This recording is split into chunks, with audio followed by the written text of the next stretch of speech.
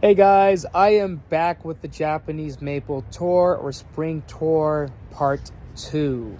Although I still plan on doing one more video for the Japanese maple trees, as there are some that haven't leafed out, so that will be the final one after this. But let's kick off the Japanese maple trees with the grape leaf Japanese maple tree or vine maple.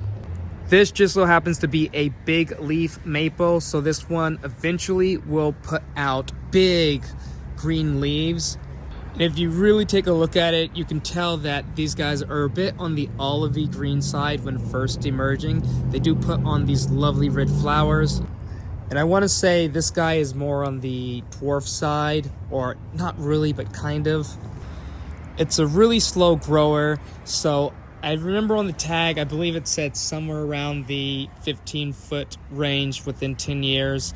So this guy, again, doesn't grow too quickly, but eventually will, within 10 years, be some height. This tree was also placed in ground in 2021, so it's 2024. This tree is some years old. It hasn't really grown all that tall, but still decent size. When it comes to colors for this Japanese maple tree, as I did state, this does turn this olivey green color when it first emerges, turns to a dark green in summertime. And then when we get the fall, we get these colors of either really red or splotches of red and yellow. So it's kind of hard to tell what I'll get each year when it comes to this Japanese maple tree, because I've had it all yellow one year and I've had it all red one year. Or more so, mostly red one year and mostly yellow one year. It was just surprising. And let's get a look at the undergrowth or the underplants growing beneath this tree here. There is one hydrangea off to the side, planted next to a few lambs here. Then you'll see a few ferns down beneath it growing in. In fact, I really think ferns are pretty. This one looks super nice unfurling. I can't tell what the type is, at least until it starts to grow a bit more. But we do have a deer fern here and then a few licorice fern in the area. And if we stand back, you can see there's a drift of, I believe, Dusty Miller. By the way, I grew these Dusty Miller from seed last year, and they really contrast well with all the plants in the area, including the Japanese maple tree, which currently sits, I want to say, a good 8 to 7 foot tall, maybe even 9 foot tall, who knows. Situated on the northwest side of the garden is a summer gold Japanese maple tree. And oh boy, is this tree pretty. So it first leaves out kind of a chartreuse green, which eventually turns to yellow. Given the name summer gold, this tree is kind of this yellowy gold color during the summer months. The tree eventually goes to colors of sherbet orange and red during the fall months. And it's a bit of a shorter stature tree, so it doesn't really grow that tall, or at least not quickly. And I believe the tree is sitting maybe a good 7 foot tall, if not less.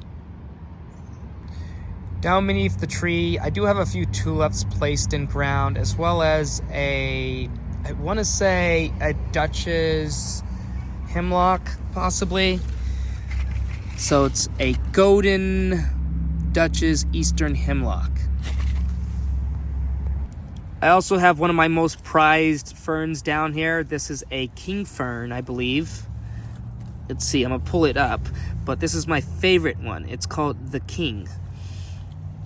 And it has started to spread on its own. If you can see the little fronds coming further away from the plant, I do need to weed from the area as the fern's trying to do its best to spread all around the place. Super cool.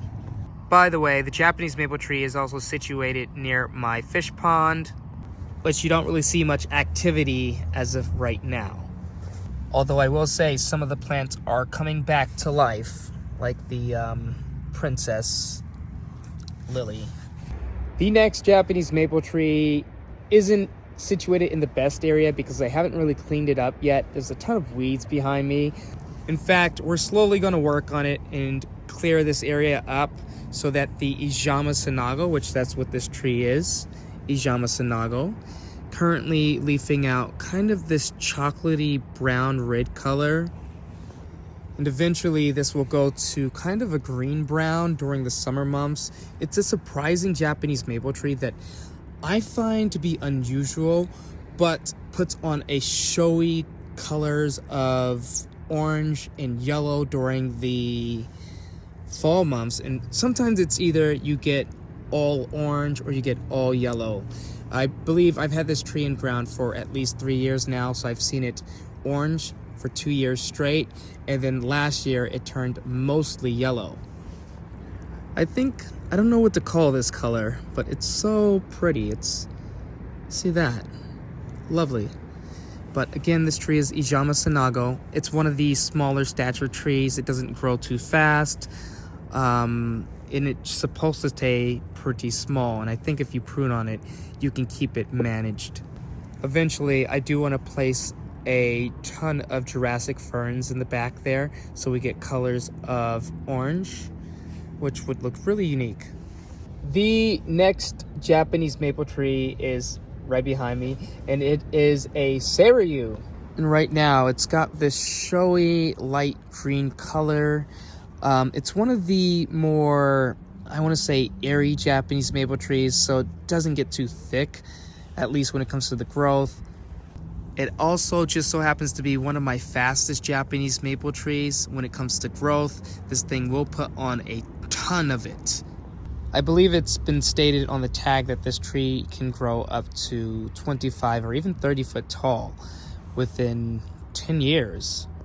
And although this tree isn't as tall as the other 2 Japanese maple trees we showed in the previous video, it was the smallest Japanese maple tree I put in ground 3 years ago. So I believe it was around yay high. It was like one of those very, very small Japanese maple trees you get in a container, kind of like bonsai size. I put it in ground and lo and behold, it just shot up. In fact, if I can find a picture, I'll put it up for you guys so you can see just how small it actually was 3 years ago.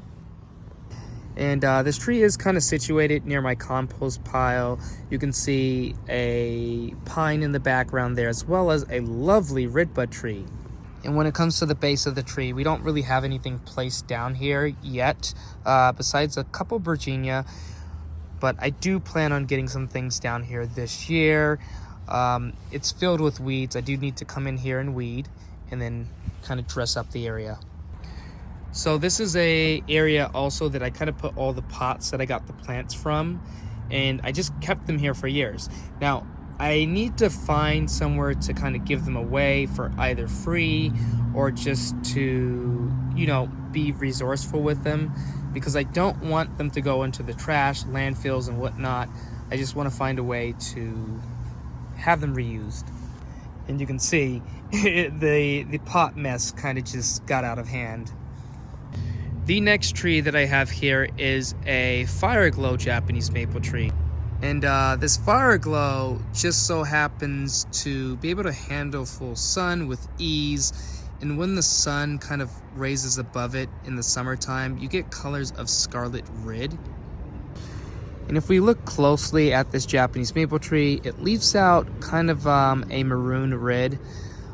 So not the most showy color, but still interesting nonetheless. This is said to be a dwarf Japanese maple tree. It's been in ground for what I want to say a good 3 years, if not less. And the tree currently sits what I want to say to be a good 7 or 8 foot tall. I believe it took on some damage from summertime last year. So what I'm going to do is I'm going to allow some of the new growth to kind of come out at the base of the tree just to protect it from some of that summer heat. And as you can see, underplanted is a hydrangea.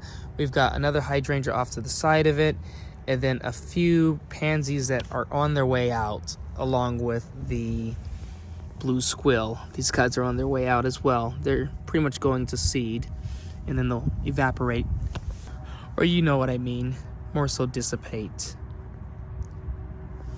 I also thought it was really interesting to place a dwarf pine next to it.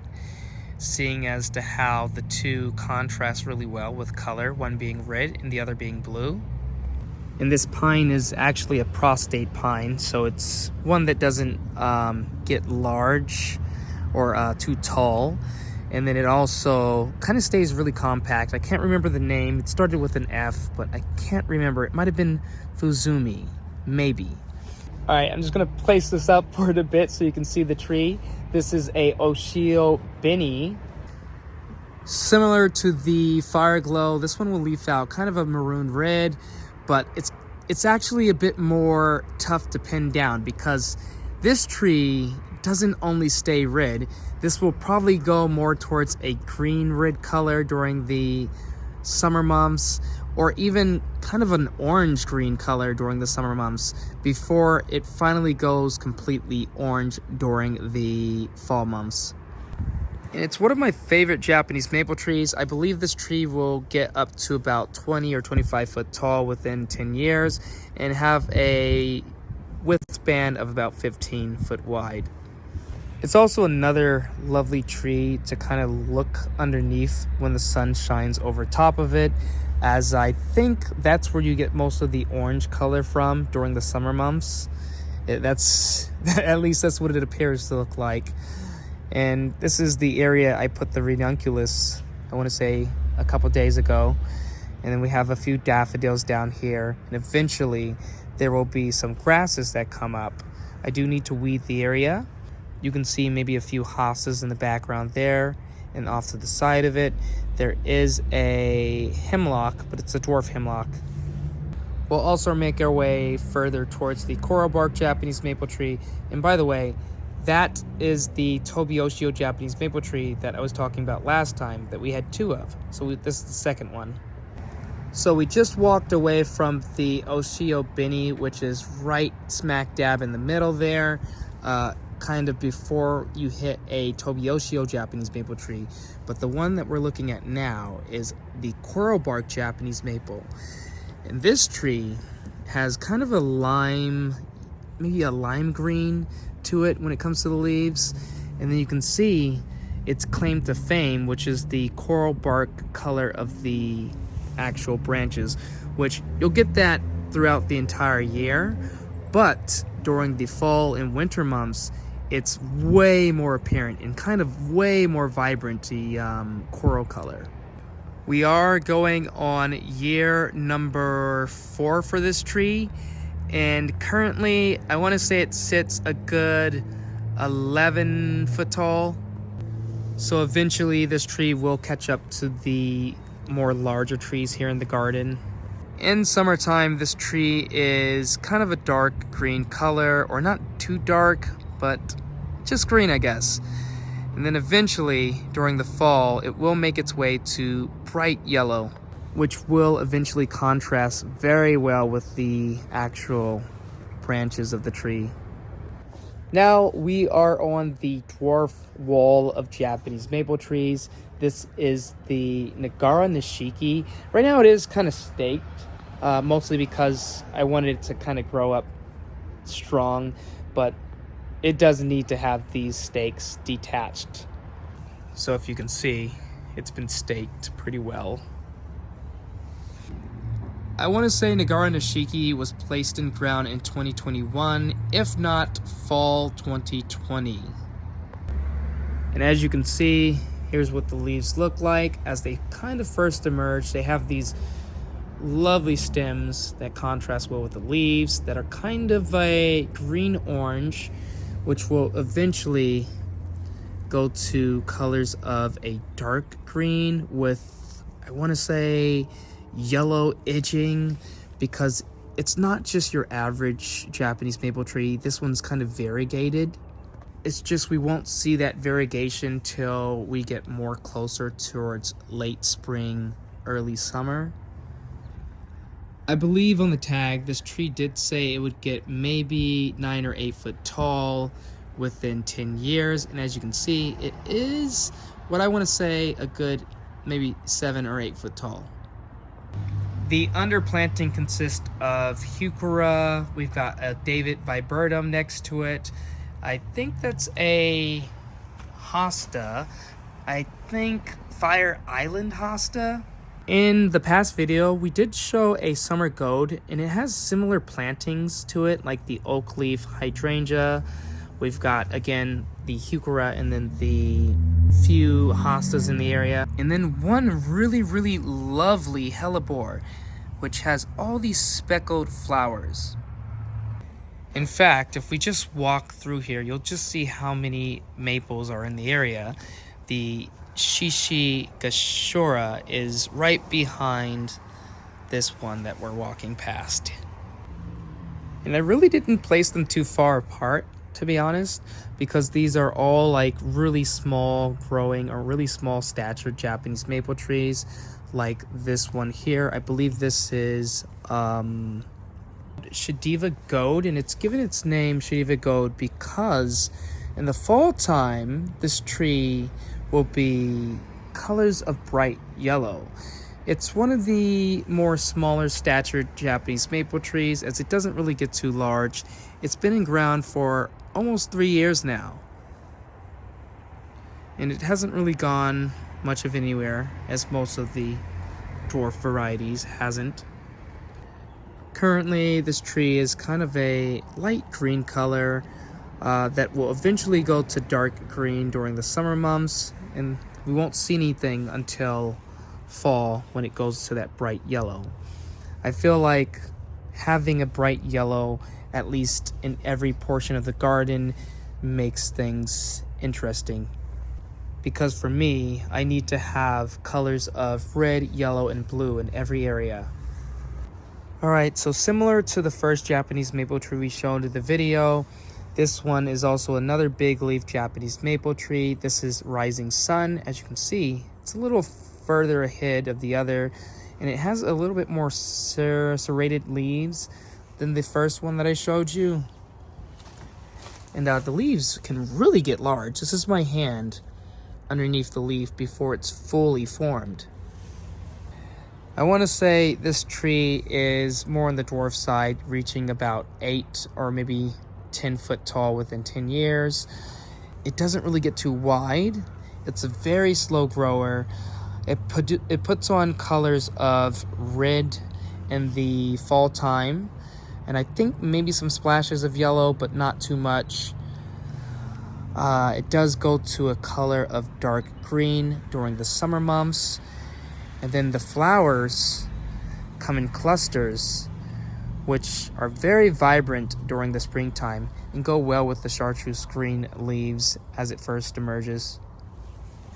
And unlike most of the Japanese maple trees, this one doesn't have much planted underneath it. Maybe a few bulbs here and there, and then a David viburnum in the background there, and one, I think, sword fern, maybe. And it looks like I didn't cut this sword fern back because all the new growth is coming up, and we still have a ton of old growth. Placed off on the corner of my home, kind of in this small little planting bed, this is a Fairy Lights Japanese maple tree, which it has kind of a powdery green to it when it first leaves out, which eventually goes to a dark green during the summer months. And it's kind of a serrated leaf type. I believe the height for this one is 2 to 3 foot tall within 10 years. This tree has been in ground for about 4 years, and it's just a little over 2 foot, maybe 2.5 feet. It looks very lovely when it comes to the branching habit, as I have spent just a tad bit of time pruning on it, but not much. In the fall time, this tree will eventually go to colors of red and yellow. It's kind of like a mix of both, which looks kind of like a party. And underplanted, this tree is a few tassel ferns. We also have, I believe, one hellebore. I think it's a purple blooming hellebore. And then a few of these wild gingers. It's pretty much a ground cover that will eventually spread throughout this area. In fact, I don't know how it made its way over here, but somehow it did. So hopefully this under area, or the undergrowth area, is kind of taken by this wild ginger, which really has a splotchy white and green color to it. This next Japanese maple tree is a dwarf Japanese maple tree. It's been in ground for 2 years. I want to say it's going to get a bronzy red brown kind of color to it during the summer months, and then eventually it'll go to colors of orange during the fall months. It's one that will reach only 2 foot tall within 10 years, and as you can see, since it's been in ground for the 2 years, it hasn't really gone anywhere. So definitely a shorter stature tree, and in its forefront it has a couple boxwoods that make their way down. And the boxwoods I kind of just trim up and shape so that they're not wildly. But to show you that this area is not completely put together, there are weeds in and amongst these plants, as I haven't really spent too much time around this Japanese maple tree. I do need to come in here weed. I added 1 hellebore here and then a lupin last year, but it's obviously not enough because the weeds are really coming in.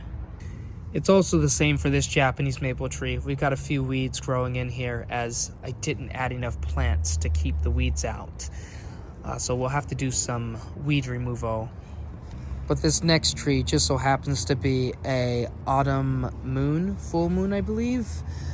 It's one that goes to colors of yellow and even orange during the summer months, which I think is super interesting to find a orange tree or a orange colored Japanese maple tree in the summer months. Super interesting.